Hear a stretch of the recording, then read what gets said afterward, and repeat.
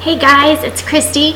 It's Easter week and I'm so excited about some of the things we have coming up. We have our family Easter celebration on Saturday, April 15th at 4 o'clock. It's definitely something to bring your family to and any of your friends or other family members. This is a great way to introduce them to some of the ththings we do at Parkway and also to hear a very clear message about who Jesus is and what he did for us. There's a couple little reminders I have for you guys. Check in this week. It's going to be a little different, just so you know when you walk in that it may look a little different. We're going to let everybody who's used to using the computers use the computers like you would normally do. But for our first-time visitors, we're going to try to simplify that process a little bit and not get as much information from everyone and have them fill out their own tags. And so if you're standing around and you don't have a bunch of kids in your small group, if you can help us make sure everybody's getting their tags, that would be a really big help. Also, I'm going to ask a big request of all of you, everybody who serves green, blue, purple, orange, yellow team, whatever you call your team. If we can make Easter a priority, I would really, really appreciate it. This is a big deal for lots of families. We want for kids, once they come to church, to have the same experience that their parents will have in big service.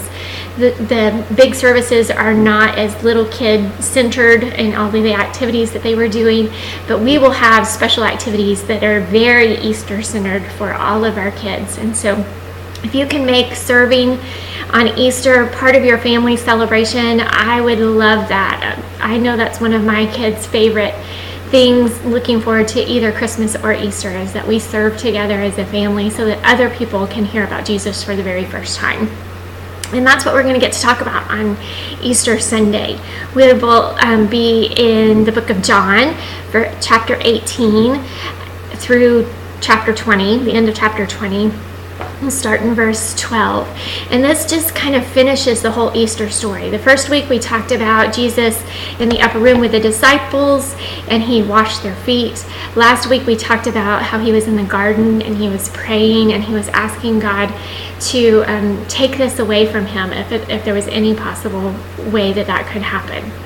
And then through the book of John, through chapter 18 in John, we're getting to the core of the Easter story where Jesus is tried, is killed, and raises again. And so it'll be really exciting to share that with kids. That we have some kids who say, well, I already know that story, but there seems to be something magical about the day where they really, really just want to hear it again and again and again.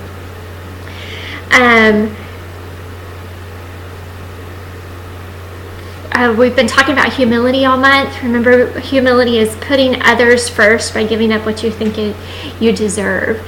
And this Easter story is a big reminder for us of what we really deserved. We deserved what we deserve what Jesus dealt with. The pain and everything he went through in his death, we deserve, but he took that on because of the sin in our lives.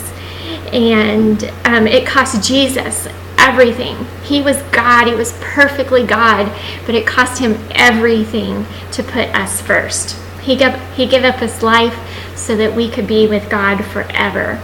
And as we respond to God and his gift of salvation, we can follow Jesus' example and put others first.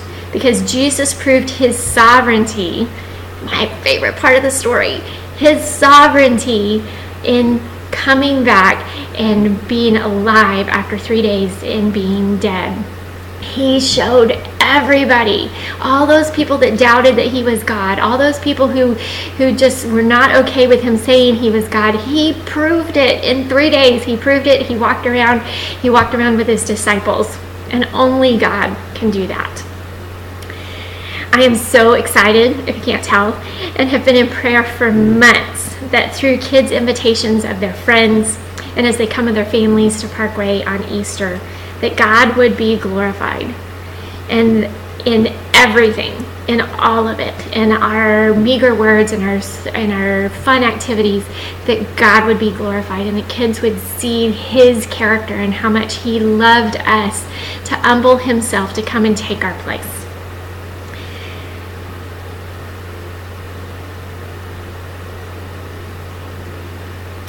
And so just a reminder, this is our Super Bowl, guys. And so let's all get excited about the opportunity to serve Jesus together and be with kids on Easter and see their excitement. In your groups this week in kindergarten, first and second grade, we'll have all the exact same activities that you've had all month. You'll have your opening activity where you're building your kingdom. This may be a week where you really want to kind of take away what you've done in previous weeks, if it seems like you have a group of all new kids, and let them build their own kingdom together.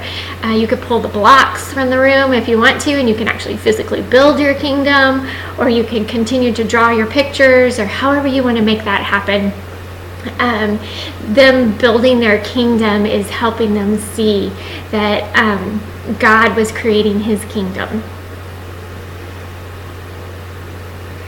And then your application activity. Oh, and then we'll go to do large group like we always do, and sing and worship together.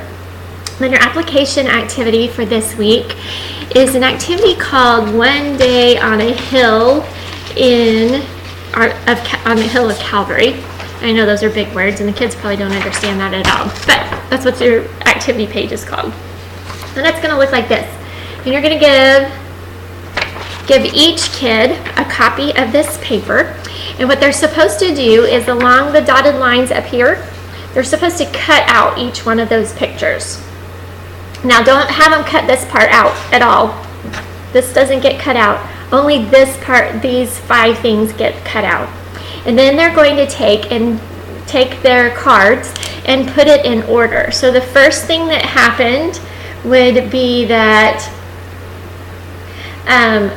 Pilate had a crown of thorns placed on Jesus' head. And then next, Jesus was hung on a cross and died. So that'd be number 2. Number 3, Jesus was placed in a tomb with a stone in front of it. Number 4, Mary found the stone rolled away. And number 5, Jesus appeared to the disciples. And so once the kids get their papers cut out, they're going to put those in order and tape or glue them onto each of these. And this is so they can go home and tell the story over and over and over and over again to mom and dad or whoever else will listen to it. If you can help them learn ways to tell the story and own it, that would make it even better. They are welcome to color these papers if they want to, or if you want to create some other way for them to color, that will work too. Remember, Easter is the day that we celebrate Jesus rising from the dead and showing everyone that he is stronger than anything, even death, because he was God. I would skip the duck game that you have this week. You will have everything there to do something if you want to. I'm expecting that we'll have lots of visitors this day, so they're probably not going to remember the memory verse or know how to do all of that. So you could skip the duck game. You could play hide and go seek with the ducks if you want to. Just remember to hold on to the ducks because we're going to keep using these all month.